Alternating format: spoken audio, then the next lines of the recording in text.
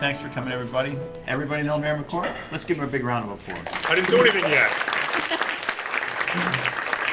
Thank you very much. It gives me great pleasure to welcome you all here to the Acacia Center. Quick summary of this building.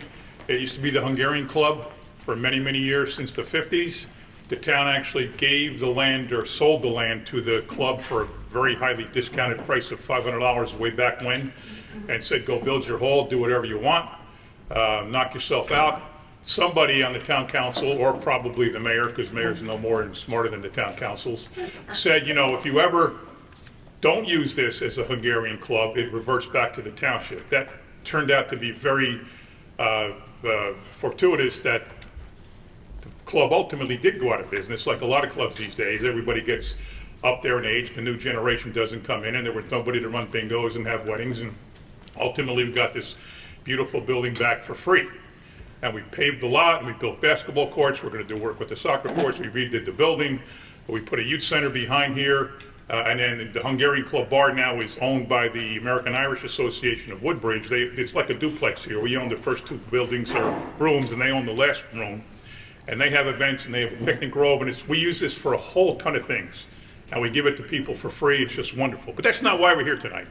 Why we're here today, I should say, is to talk about food insecurity and the way in which our Assemblyman and the current New Jersey's the Speaker of the General Assembly has handled that over the course of his multiple-year career. We all know Craig set a state record by being appointed as the Assembly Speaker for the 4th term in a row. That is a state record. The previous record was 3. And that is not just being just not a popularity contest among the public. That is being voted in by your peers. And we all know in Trenton how dysfunctional it can be in the north and the central and the south, and people fighting over everything, and Democrats fighting Republicans, and progressives fighting conservatives, and all that. But to think that you could get the votes of the majority of 80 people with all their various different agendas and egos, to think you could get that 4 times is pretty darn impressive. It shows that you appeal to everybody. It shows that you're centrist. It shows that you're a leader, and it shows that people trust you. And that is the Craig Coughlin I know, and I go back to the late 80s knowing Craig Coughlin when we had a common friend in a fantasy football league, and the guy says, you know, Craig, this guy Craig lives in Woodbridge. Why don't you carpool with him to the draft? I said, sure, I'll call him up. 417-5966, gave him a buzz, and suddenly we're driving in a car to somewhere down in Hillsborough, and became very fast friends. Craig was working at the time as, I think you were a councilman in South Amboy before, in the late 80s, and then he moved to Woodbridge, of course, and then became an assemblyman many, many years ago. He realizes there's no path to mayor in Woodbridge, so he ran for assembly instead. But so we have 3 great state representatives. We've got Yvonne Lopez. What's her main thing she's known for? Housing and homeless. We have Joe Vitale. What's the main thing he's known for? Healthcare. And we have Craig Coughlin. What's the main thing he's known for? Food insecurity, aside from being great legislators and great thinkers. And the interesting thing is, and I've said this many times, but not necessarily in front of this crowd, politicians and people that are elected have constituent or have groups that back them. Look at Washington. There's big oil. There's many people beholden to big oil. There's big pharma. There's many congressmen and senators beholden to big pharma. There's people beholden to trial lawyers. There's people beholden to all these different constituencies who, frankly, raise the money and donate the money that these politicians need. I hate calling us politicians. We're public servants. That these public servants need to continue to be public servants. So there tends to be people who make decisions in their capacities as elected officials that benefit the people who get them the funding to be there. Who is raising money from people who go to bed hungry? Who's going to people and saying, I'm having a fundraiser for Craig Coughlin. I know you're not going to have food tonight, but can you donate money to Craig? He needs the help. Craig's helped you, now you help him. Who's doing that? There's no lobbyist out there representing people who go to bed hungry. There's no organized group. You don't join and get on an email chain when you're hungry. That's not something that there's anybody out there who can say, I'll get them all for you, Craig. We'll have a big rally. We'll knock on doors. We'll hand out flyers. We'll make calls. They don't exist. And neither do they exist on the healthcare side for Joe or the homeless side for Yvonne. They do these things because they care about the people they represent, not because they get anything back from them. And that is a rarity in government at all levels, whether it's local, state, federal, county, you name it. That is a rarity. Craig Coughlin raises money for food insecurity because he cares about it. And not just that, think about his record in Trenton. What's the most bills he's passed or sponsored in his career? What topic is number one? Food insecurity. He had a package of 20 bills at one point, all dealing with the issue of food insecurity. I mean, who does that for any group that is not their pet group, that's not their big supporters? Nobody does that except this young man to my right. So I just want to say I'm proud to be Craig's friend. We are very, very good friends. We hang out together. People always say, well, you know, I want to talk to you about this issue. I want you to take a position in this issue. I want the town to pass a resolution on this issue. I say, no, if I have a position on an issue, I don't need to go public with it. I just got to call my buddy and say, hey, this is good for Woodbridge. This is not good for Woodbridge. He has been an amazing, an absolutely amazing public servant. A lot of people say he should run for governor. I say he shouldn't, because I don't want to lose him. I don't want to lose him. Although, think about what he's about to give out today as far as funding for all of you. And if you multiply that across the state level, it would be quite impressive. And the last thing I want to say is thank you to all of you. We're very active in Woodbridge on food insecurity. We have 11 food pantries. We have a soup kitchen. We're constantly doing all we can to help them. Constantly. Whatever it takes, we're willing to spend the money. We've gotten donations, large donations. We've used it to rent space at the Woodbridge Knights of Columbus where we can have refrigeration and freezer units. We've turned down for years, truckloads of frozen foods because we had no place to store them. Now we have a fantastic place with a lot of resources available that we can take things that we never took. Peter Barcelona is in the house. There he is back there. He is the conscience of We Feed Woodbridge. It started back in 1992 when Jim McGreevy was the mayor. I was the CFO of the town. We worked together on that. So Peter's just been absolutely tremendous. But we care about the things you care for. We love what you do. We really respect your efforts. And I just want to say thank you. Many of you are from Woodbridge. I see the ones I know here. Thank you for coming. We have our concert series way back in 1999 when we started our concert series. We had the idea, Paul Sansone from Sansone's Route 1 Auto Mall had the idea, why don't you do a raffle and I'll donate a TV every week and everybody gives a box of food, they get a ticket, a can of food, they get a ticket. We've collected every summer when it's hard to collect food because there's nobody in school and people are away. We collect 50 to 60,000 pounds of food every single summer. And we've done that for 20 years, so we figure we've collected over 1 million pounds of food from concerts. I mean, these are cool things. So we love doing these things. I can't say we love the issue. We wish we didn't have an issue of food insecurity, but we do. But I just want to say thank you. This is Carol Orlick. She's my chief of staff, former council person. Everything I do, she does. And most of the ideas that I get credit for are actually hers. We actually went around town one day and said, that was my idea. No, that was my idea. No, that was mine. No, that was yours. And she was a council person back in 1999 when the whole concert program started. She was the council president actually that year. So we've been working together on this issue for years. So again, let me stop talking and turn the microphone over to my good buddy Craig and thank him on behalf of Woodbridge for what he does for our town, and I'm sure you all feel the same. Thank you very much.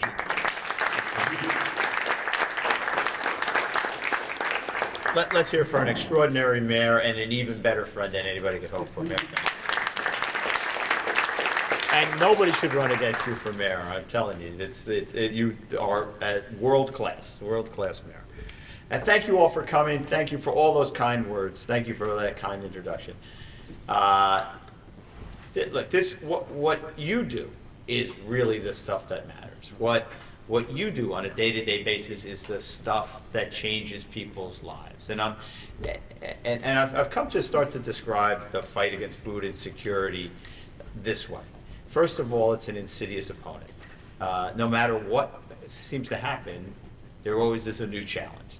We're starting to do well, and I'll tell you a little bit about the stuff that we have done at Trent, because I really am proud of what we have done. And then the pandemic came, and with it, 2 million unemployment claims in the state of New Jersey, and an even greater challenge. Just when things were starting to feel more back to normal, what happens? Inflation goes through the roof. And so even the incredibly lucky Coughlins know that when we go to the grocery store, it's going to cost us a lot more than it did all those years ago. Can't imagine the challenge that people face. And it's something that you all see on a regular basis, each day as you go about helping somebody. But first of all, this is a fight we can win, because we don't lack food. We don't have a shortage of food in the state of New Jersey. We have a challenge in getting food to the people who need it. And that's what you do. You help beat that challenge all the time by doing the work that you do at food pantries, by getting involved and helping your neighbor. The eternal question, right, am I my brother's keeper? We all know the answer to that is, of course you are. Because we're all better off when one of us is benefited, right? When people have the opportunity to go live their full lives, when they have the ability to not have to worry about, imagine starting every day, waking up and saying, I've got to figure out how to feed my family today. It's not because I forgot to go to the grocery store yesterday, because there's nothing in the refrigerator, nothing in the pantry, and no way to get it. Imagine how debilitating that is. How can you can't be your success that you can't achieve the success you're capable of by doing that. So we have to fight that fight. And we're doing a really good job in the state of New Jersey. We are truly a national leader. And that is something I'm really proud of. And what has made us that is, first of all, a lot of willing partners. I'm very fortunate. I get an awful lot of credit, more than I ever deserve, for doing it, because there are loads of folks who are willing to do it. You know, it's not a hard sell to get people to engage in the fight against food insecurity, right? I think it strikes at a chord in all of us that says this is just not fair. We should do something more because we can. So the governor's been a willing partner. Both of the Senate presidents I've worked with have been willing partners. All of my members, all my colleagues in the legislature, both Democrats and Republicans, have been willing partners in this food fight. And because of that, we really truly do. I was fortunate enough to receive an award from a group in Trenton, and they got the woman who runs the national feeding program in the country. And what she talked about was how far ahead we are in the state of New Jersey. That's the reason she came, to celebrate us. And I saw it firsthand. So when you're a little kid who grew up in South Amboy, anytime you ever get to reference the fact that you got to go to the White House for something, you do it. So here comes mine. 2 weeks, you can laugh at that. That's funny. This is supposed to, we're all friends here, right? This is a team. We're all on the same team. I got invited to the White House because President Biden was announcing his initiative to defeat hunger by 2030, right? First president to ever address that since Lyndon Johnson back in the 60s. And I got, as part of that, I got to listen in on some of these working groups and the breakout sessions everybody's talking about. And what other states are talking about, aspirationally, here's what we hope to get done. We look at in our rearview mirror. We already did it. We're the only state in the country that has a food insecurity advisor. The only state. The only state in the country that has a minimum, we have the highest minimum SNAP benefits of any state in the country. When there was a cliff coming. Yeah. There's a cliff coming, right? I think that's the minimum monthly SNAP benefit is $23 or something like that. We were scheduled to go to $50 in January, and what happened was there was a cliff coming in March because the federal funding was going away because the pandemic stuff was over. Nobody else changed it. We stuck at $95. That's not a lot. I can't imagine any of us here actually feeding a family, but it's way more than everybody else. We invest $85 million in emergency food services in each and every year's budget. We work to have a top-down organization that helps food pantries throughout the state. And one of the things that we did, which I think was incredibly unique and not done anywhere else, is we invested, a tax incentive program. Always competing with other states to get businesses and other things to come to New Jersey and to keep our employees. So as part of our package, one of the things that we did was included about $250 million, near $250 million in to inspire people to come build supermarkets in food deserts. Nobody else does. Yeah, thank you. So we've done an awful lot. And now we all know that there's more to do. But we're going to continue to fight that fight. We're going to fight it on a local level. Let me first thank my staff. All of you who have been involved, who were involved in Bowl for Hunger, have probably talked to Ruth Hartness or Crystal Febles. Ruth is back there. Stand up. She has just done a remarkable, incredible job at doing it. Crystal Febles, who's not here, has done it. Works at my staff all the time. Louisa Falk is here. Terrific job that she has done. And two people you're probably the most familiar with is Stefan Lally. I don't know where Stefan is. He stepped out of the room. But the guy to my right, Dan Harris, has been with me from day one that I got elected. He literally followed me into the parking lot after I got selected as the candidate and said, I want to work with you. And we have been side by side for the last 15 years. So, another success this year. Through the efforts of all of those folks I just named. Stefan's going to walk through the door. You can clap for him, and you won't know why in a minute. We raised. That's for you. We raised $168,365. Second biggest year. Thanks, Ruth. And Ruth has really championed it. She's taken over the last 2 years. We raised, I think, 150 some odd last year, 168,000 this year. I feel like Jerry Lewis. Next year, we're going to do $1 more. 30 food banks. That means everybody's going to get, because there are some expensive for T-shirts and things like that. Each pantry will get $5,000, which is a decent amount for everybody. 640 people bowled at the event. It is a great.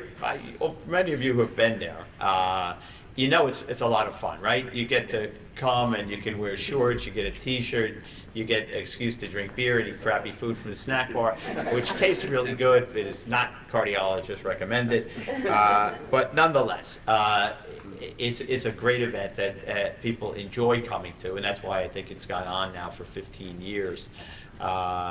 And why I hope it'll go on for as long as I'm around to put on a pair of shorts. So it is just been a terrific occasion, and I want to thank a few people. The gentleman to my right, Mark Blair, is somebody who has been here from the very first fundraiser we had. Mark runs a steel manufacturer, the only steel manufacturer left in the state of New Jersey, in Saraville, CMC Steel. And they have been terrific partners in this process. Been there, as I said, for 15 years. Each year, they have more lanes than anybody else. And now he's become like a sales guy because he makes his vendors come and get lanes too. I think you first started off using it as like a team building thing, right? Where you would bring everybody, people would fly up. Home headquarters in Georgia, I think, right? Or Texas, and they would fly up and be there. But now you'll have 6, 8 lines. And by the way, they also will fold T-shirts, I think. So they folded like a couple hundred T-shirts to help us do that. And so I just want to take this opportunity to first and foremost to thank Mark and to thank his organization, but also to present him with an award for being somebody, our great, to represent our great appreciation for all that he did. So Mark. So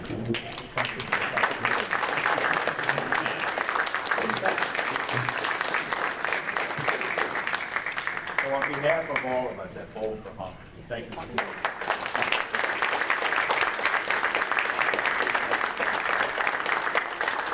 Dr. No, he still asking about my grandkids all the time. Because if you need to kill 5 hours, just ask me about my grandkids. Absolutely. And by the way, the newest grandparent who will talk about their grandson as long as you will give them time, as my friend John McCormick, who got to spend this week on a cruise with Matthew, right? Yep. And it's as good as it's good. Oh, I'm talking to the crowd, I guess. Any of you who have grandkids know that it lives up to its billing. It is the most joy you can possibly have. I also want to note two people. Joe Gingoli and his son Connor Gingoli were the two biggest individual contributors from that. They're both from the Hard Rock, and I think their each contribution is what, $10,000 each. So they're not able to be here today. So all of us are pushing in the same direction. All of you do it. And the other thing it does is I think it gives us an opportunity. Here's what the fight against food security, it's more than just about feeding people. When somebody comes to the food pantry for the first time, it's usually at their most desperate time, right? Most of us will resist going to get that food, deny that we need the assistance, try to fight through it, figure out other ways. And so when they come to the food pantry, they're really in need. And it gives us an opportunity. Because the model, as I see it now, has changed. That if it was a time we just got a bag of here's what you get, boom, boom, boom. That's not the way we do things anymore, right? And I hope, because that's not very welcoming. So giving people the opportunity to pick what they want, have selections, give them the dignity and the respect of being treated like they're welcome, and it's not just a handout, is what I see food pantries doing now over and over and over again. And that's a beautiful thing. And that's a respectful thing. And that's a human thing. And so many of you are faith-based, so that's in keeping with your faith. So the other thing that does, though, is it gives you the opportunity to build folks' trust. And as we continue to grow and develop the model, I think the next step is then to continue to, once now they've gotten somebody's trust, they know they can count on it. Now, the next thing is to sort of educate them about what you ought to be eating. Come to understand what needs that they have and be able to assist them in identifying the social services program. New Jersey has a book of social service programs about this thing. I am not exaggerating. If there's some challenge, we probably have somebody in this state who's working on it. But by helping people now, if you work through using those social services that are available, that we all pay for and that they deserve, we can help them take the next step. So we went from a place where they're really desperate to a point where now they're getting the assistance that they need and can take the next step. Now we can help to start educating people. Now we can help them find a job. Now we can help them get to the point where they don't have to, if we're really fortunate, we can get to the point where they don't have to rely on a pantry to get their food. Now all of a sudden we're not far away from getting somebody who was once a recipient be a donor. And when we do that, we'll have changed their lives. And when we change enough lives, we'll change the world. That's what you do every time you go to the food pantry, every time you help somebody. You give them the chance to change their life. So thank you for all of that. Thank you for what you do. Like I said, I've built a wonderful model in my life. I surround myself with dedicated, hardworking, smart people who genuinely care, and I get all the credit. It is a wonderful way to live your life. If I could suggest to anybody, if you can build that system, please do it. So thank you for that. Thank you for what you do. And now I have the checks, the moment we've all been waiting for. And after that, what I'd like to do is, as we did last year, and I thought it was really terrific, was just have a little roundtable. Let's talk about some of the challenges that you face. Let's talk about how we can go about doing things even better. You know, as part of that, I have an ad hoc committee with some of the food banks around the state on a regular basis, and some of those folks. We talked about that. One of the things that came out was, last year people were telling me it's tricky to get the food to people, right? Like the deliveries are irregular and there's challenges to that.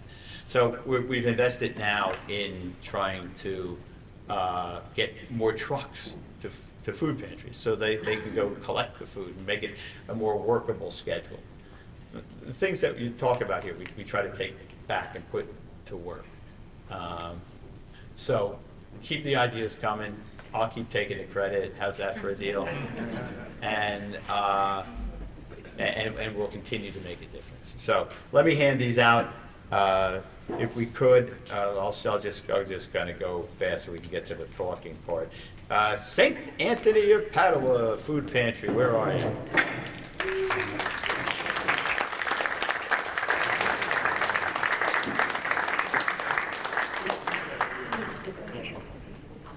Thank you so much. Jewish Renaissance Foundation. Base signs, so.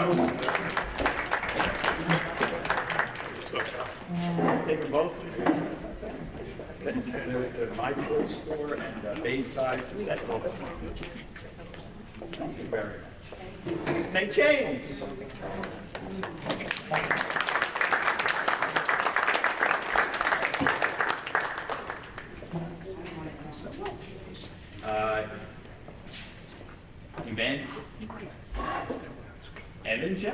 Evangelists.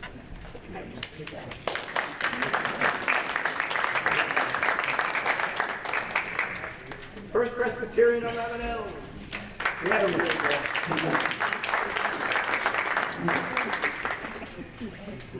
you. You had a real boss. Gary and I are thinking for Jake. Jake worked, he was there from the beginning, and he passed away this month. Yeah, we did have him on the signs at the ball time, but Jake was really committed and made a lot of difference. Here's to Avenel.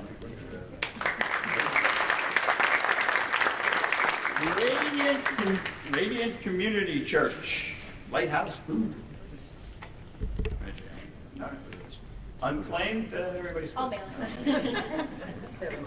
St. Vincent de Paul Food Pantry in Present.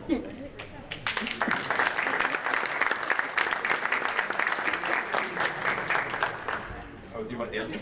Sure. Oh, no, wait a minute. You're gonna have to get up again. Is it Oak Tree? Oak Tree is in Presbyterian.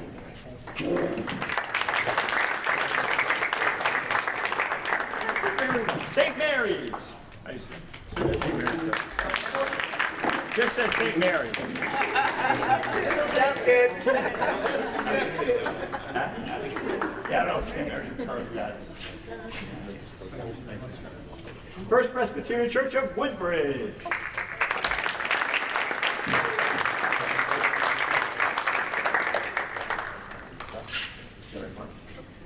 Barrett Bay, YMCA.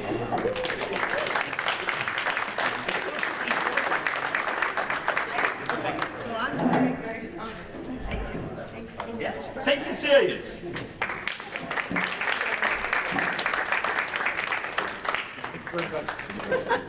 Messiah Lutheran Church.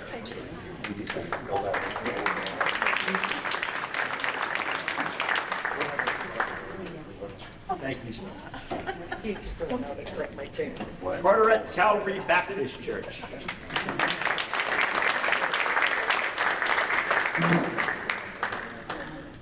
Our Lady of Victories. Parish.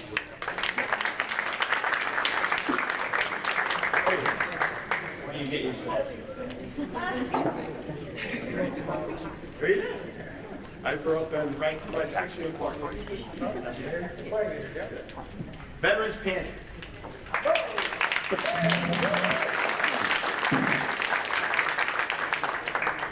Sharon McGreevy, former staffer who also contributed to all of the success in this. Seventh-day Adventist Church.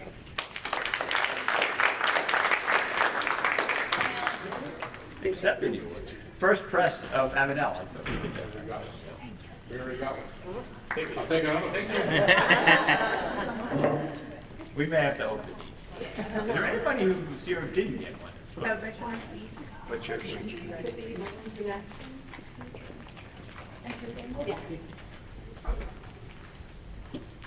Somebody will come around below, make sure you got the right check. You know the guys in Avenel are ready to pounce on this. See, look at them.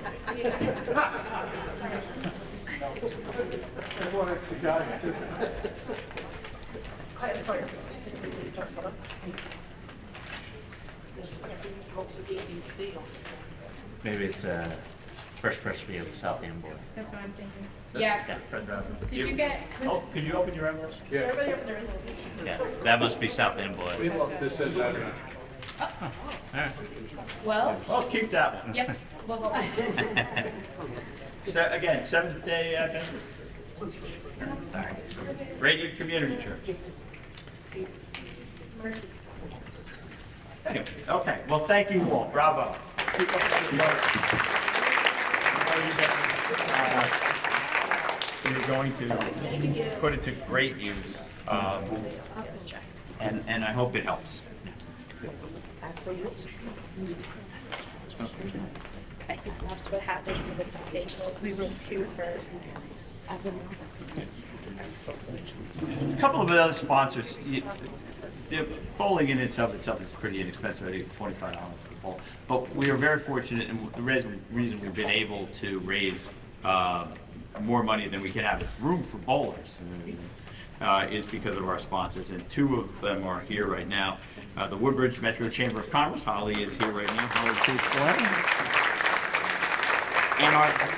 And our friends at Hackensack Meridian are here. My friend Adam Beater is back in the back.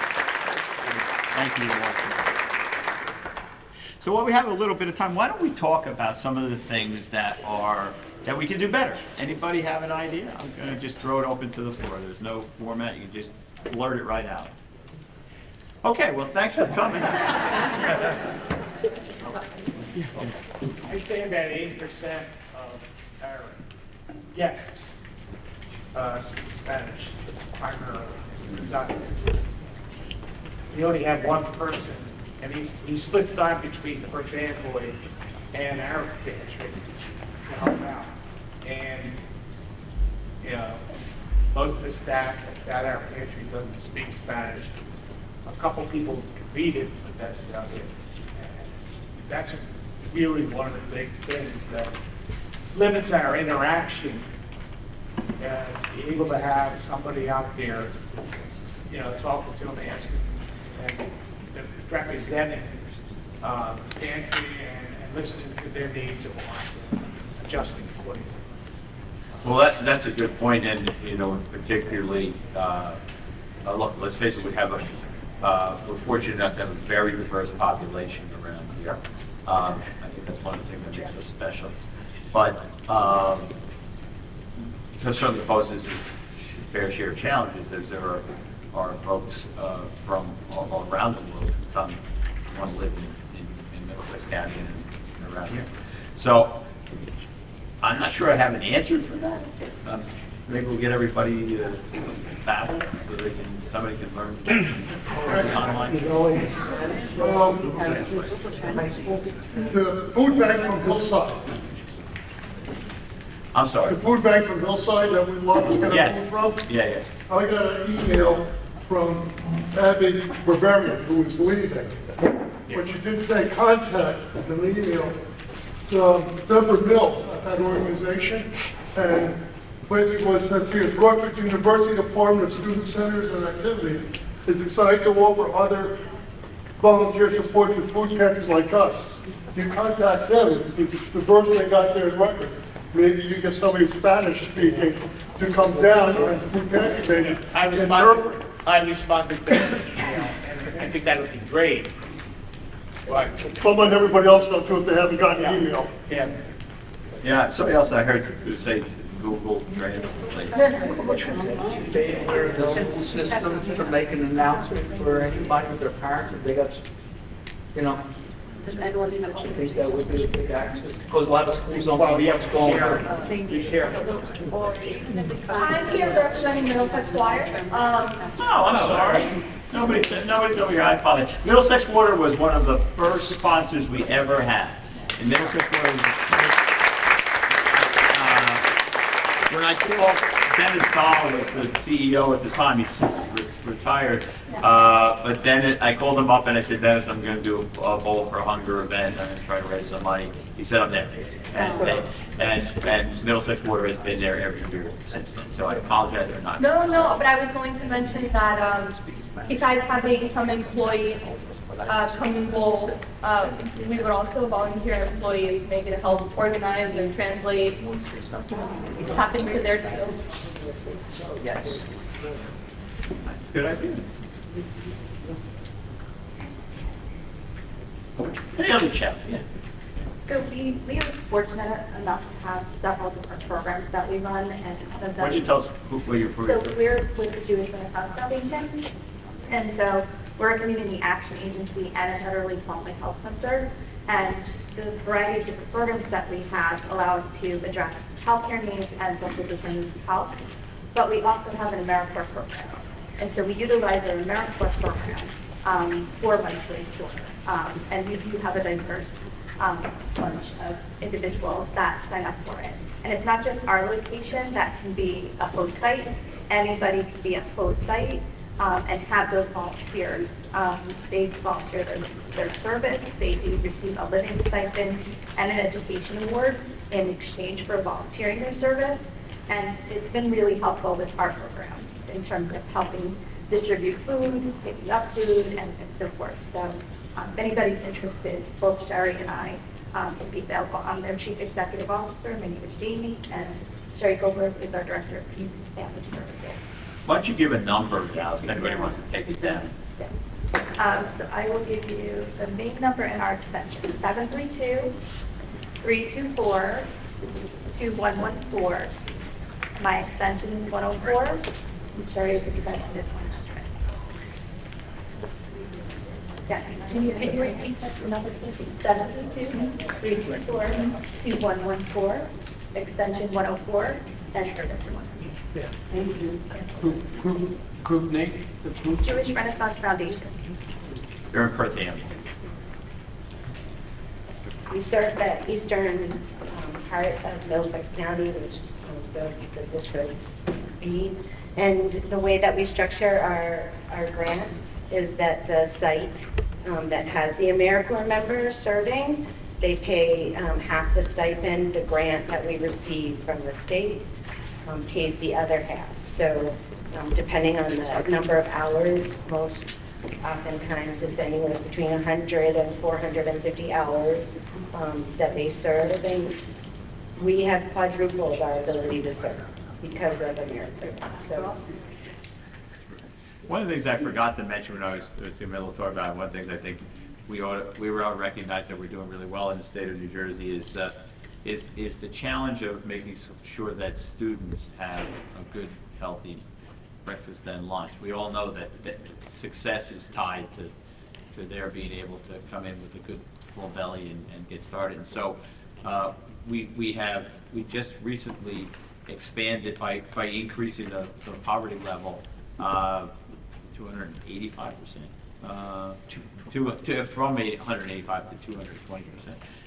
Expanded by 60,000 students the number of kids who are eligible for free lunch and breakfast. My goal is to make it universal, let everybody have it. And I know that will mean that some of it is unused. Some schools will decline it, some places where they just have so much money, don't take it. Other kids will try it. But what has evolved, and I think now, I've been after this for a while, there are other states who do it. But the food won't go to waste. There are ways to work to make sure that the kids who don't take that, as a school in school 19, I think the teacher there runs a program where you can give it back. Sharon used to be the principal of school 19. You can give the food back, and it goes to families in the community who help do that. So I think that is one great way of doing it. I think the other thing we should know is we made a really good effort. There was a federal program this summer, they refer to as the EBT program, because one of the challenges that school children face is gaps, right? There's there's Christmas break or holiday break, there's weekends, and there's summer, where they don't necessarily have the school to go to get fed. It was $120 per student on a debit card that the parents got that they can go take to the school. I'll tell you the contrast. New Jersey made a big effort. We got 600,000 people to sign up. 600,000. Can you imagine how much of a difference that makes, right? You have 3 kids, it's $340. It's $60. It's not enough to cover the whole summer, but it may be enough to cover a portion of that, right, which is really good. 12 states turned the money down. 12 states turned the money down because they said this is a giveaway. This is welfare. We're not going to do it. Shame on them. Shame on them. I don't ever wish anybody ill, but I wouldn't mind if they got like a gallbladder stone flip and couldn't sleep.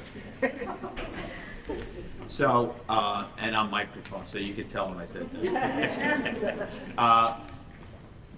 The difference is real. It's about priority. It's about commitment. The biggest thing we've done in New Jersey is make this a priority. I said it before. So I just want you to know that we're doing those kind of things, and we should be proud of that because it speaks to that commitment. And if you have other ideas about how we ought to be addressing it, we should do that. I have a question for you. How about, again, yeah. Hi, everybody. Thank you. First off, my name is Madeline Tanis. I'm the food security manager for Hackensack Meridian, and I help lead the Fresh Match program, which we are just so grateful for the support of Speaker Coughlin for this program. And I think it ties in really nicely with what you were just talking about with summer EBT, and especially when you mentioned the $95 minimum, minimum for EBT benefits here in New Jersey. Through the support from Speaker Coughlin, we are in 13 different grocery stores throughout the state, 5 of which are in the central region in Middlesex County. And in these grocery stores, for anybody who's a SNAP recipient and uses their SNAP dollars to purchase fruits and vegetables, they get matched dollar for dollar for up to, right now, unlimited match. And this is in ShopRite, C-Towns, and Suprema grocery stores in our region. So what we've seen since the launch of the program is that participants, on average, are spending $95 of their $95 state minimum, but also an additional $92 of these matching dollars just for fresh fruits and vegetables. How would, if the folks here wanted to let that be known in their food pantry, how would they be able to get a brochure or a flyer or something? I can create a QR code quickly on my phone, so I can share that with everybody today, and then I can also share my contact, and I'd be happy to share our website, all of our flyers, and all of our materials with everybody. Each is both in Spanish and English. Maybe you can stick around for a couple minutes when we're done. Okay, thank you so much. And for those in the room, to buttress what you just said, the Carteret ShopRite, the Perth Amboy ShopRite, the Supremo, and the C-Store, C-Town. C-Store, C-Town, both in the Perth Amboy. So 4 supermarkets just that represent our constituents are participating in that program. Dot from Messiah Lutheran. We also have a lot of Spanish people, but we also have a lot of people that came in from Ukraine. And we were fortunate that we had someone that speaks Russian. And it has been a blessing. We have a person that speaks Spanish and Russian. And I got to tell you something, just to see their faces, you know, the Ukrainian people that came, they had nothing. And when they could shop at our food pantry, it brought you to tears because they were afraid to take a can, you know. And I got to tell you something. It's amazing how many people have donated to our food pantry because they see the line out to Bordentown Avenue on food pantry days, and they ask why, and we tell them. And I got to tell you something. Just to have somebody to speak their language, they embrace that so much. I mean, think of how comforting it would be in reverse. If you were in the Ukraine and you need some help, and you walk into a place and somebody could speak to you in your language and you've been struggling to know. I think that's got to be such a game changer and makes that person feel so much better, just so much better about themselves. Like, that's a good day. That's a really good day the first time you walk in and have that happen. And you'll be back. And you'll care about that place. I have to say something too. You know, I work doing porch jobs for the area, and there's a trucking firm up in North Jersey, and they have been helping with fires. And they collected water because Pennsylvania did not have power for a long period of time. He freed up one of his box trucks to take them to Pennsylvania. I mean, there are good people in the state of New Jersey, and you're right, we are ahead of a lot of places. And you've also given me more resolve to make sure, I have a bill that would cut property taxes in half for senior citizens, as long as you don't, anybody here make over $500,000 a year? But to my point, you're the reason that I want to do that, because so many senior citizens donate their time, their energy, effort, they care about the community that you help build, they want to stay in the state of New Jersey, and sometimes they think about getting out, so I'm working like hell to try to get that done. So, I had a question for you, because the bag situation has been a challenge, right? Is anybody facing that challenge? Remember, we inadvertently didn't exclude from the plastic bag ban food pantries.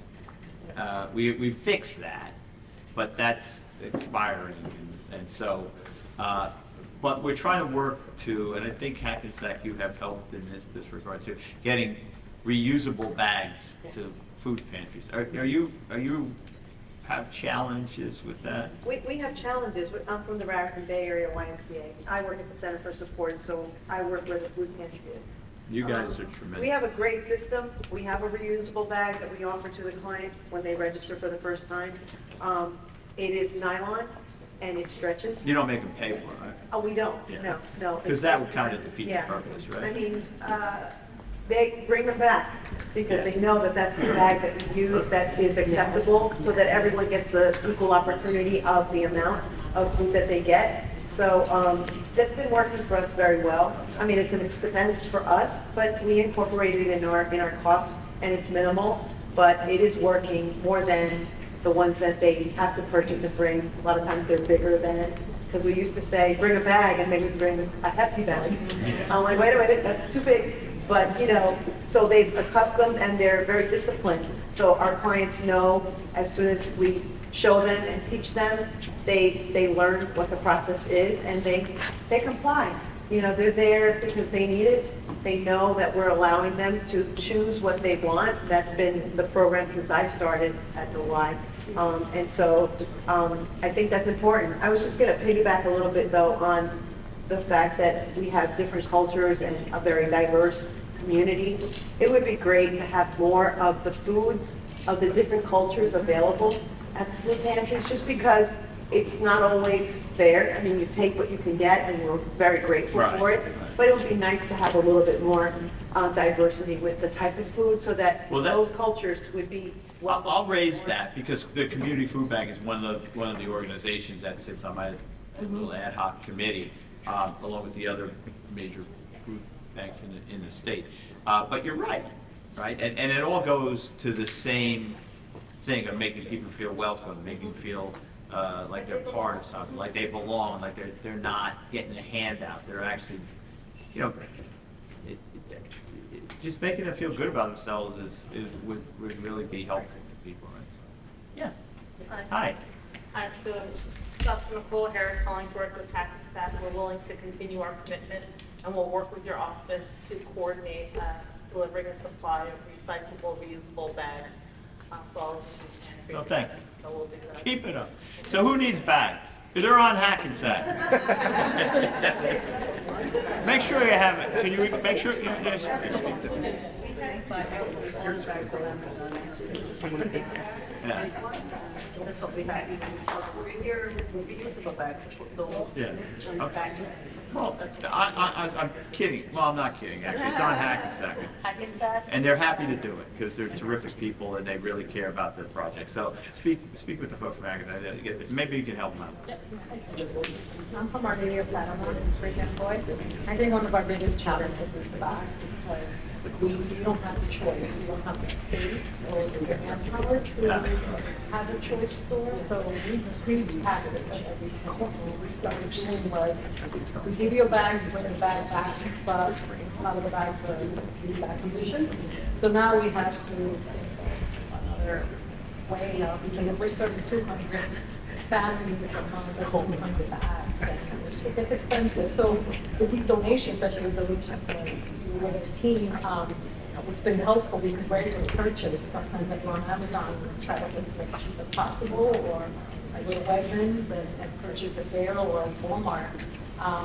But it's a challenge for us. Yeah, but I mean, I think the whole thing is that we're gonna have to figure out, and people are working on it, different kinds of bags, because I have, right? How many do you have in your car, in your closet? And then you still forget the damn bag, and then you gotta buy one. You'll walk out like that, and then you can't open the car and stuff's falling down. But they gotta be clean, and they gotta be sent, and then we haven't figured that all out. But that will come. But in the interim, Hackensack is there to help. I don't care how I spend their money. All right, anybody else? Yeah.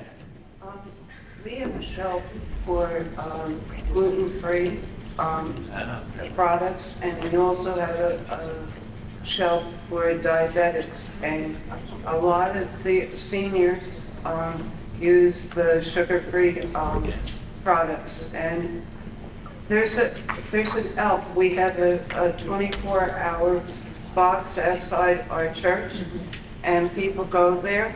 And there's an elf that always brings sugar-free pudding, like 20 or 30 sugar-free puddings. And whoever it is a blessing to the seniors. Very good. No, go ahead. Okay. Hi, everybody. Speaker pointed out I'm his right-hand guy, Stefan's his left-hand guy, but we flank him over here. I've had the pleasure of working on legislation with the speaker, and he remembers a lot, and we prep him. But there's some things that we didn't hit you with, and I wanted to provide to you all. You will now get everything I was supposed to get. No, well, there are a couple of things you had jotted in my memory.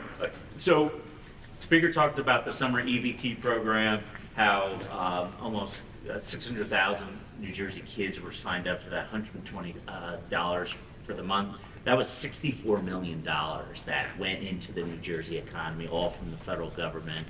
And actually, I was looking at the business community over here from the chamber, that the Food Council, who represents all the supermarkets in the state of New Jersey, they saw a noticeable economic impact from more people having more spending dollars. So that was one thing I wanted to hit on. Additionally, the speaker was talking about the importance of students being fed at school, particularly those on the lower socioeconomic spectrum. There is a new federal program. It's been around for about 2 or 3 years. It was known as the Medicaid Direct Certification Demonstration Project. Only the government could come up with a lump name like that, where if you're a student or if you're a child who's enrolled in Medicaid or New Jersey Family Care, you would automatically be added to the rolls for a free or reduced lunch, right? New Jersey, for a couple of years, was holding out on signing up for that. Finally, the governor's office, as the speaker knows, said, get it done this summer. And a couple weeks ago, 97,000 students were automatically enrolled. So beginning this September, another 97,000 kids who were always eligible, but whose parents didn't sign them up for varying reasons. They didn't know about the program.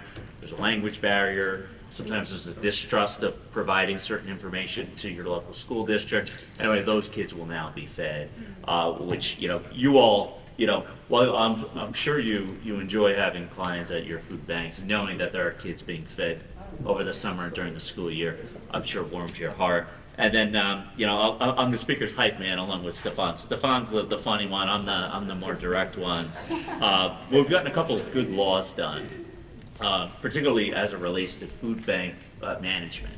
There's 2 different acronyms or abbreviations you all may be familiar with. There's EFOs, that's Emergency Food Organizations, and then there's LDAs. That's what you guys are, your local distribution agencies.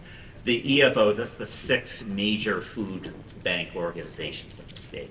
And what the speaker, along with the food security advocate down in Trenton, a guy we helped establish his office as a cabinet level position in the Murphy administration, what we said was, when we give out that $85 million every year through the state budget, we want it to go into you guys. We don't want it going to administrative costs and, building bigger warehouses. While a good thing, so what we did was last summer we passed a law that limited how much the Big Six, the Community Food Bank of New Jersey, as you referenced, so we want that money getting down to you guys, that money in the food.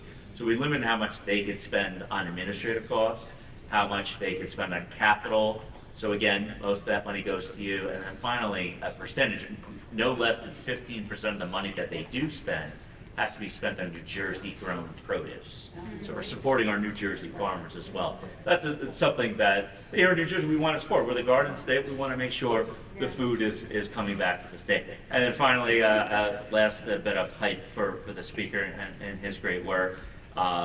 This past budget cycle that we just passed, we created a new mechanism to entice private philanthropy, some of the largest foundations in the country, to partner up with the state of New Jersey to leverage some of that $85 million in food, emergency food assistance, try to get private philanthropy to chip in more so we can partner. A lot of Robert Wood Johnson Foundation, sorry to mention that at HMH,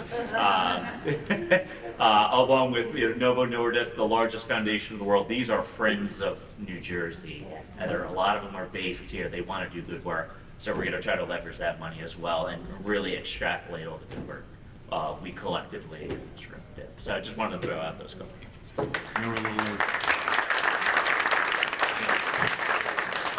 All right, same time next year? Thanks, everybody, for coming. I appreciate it.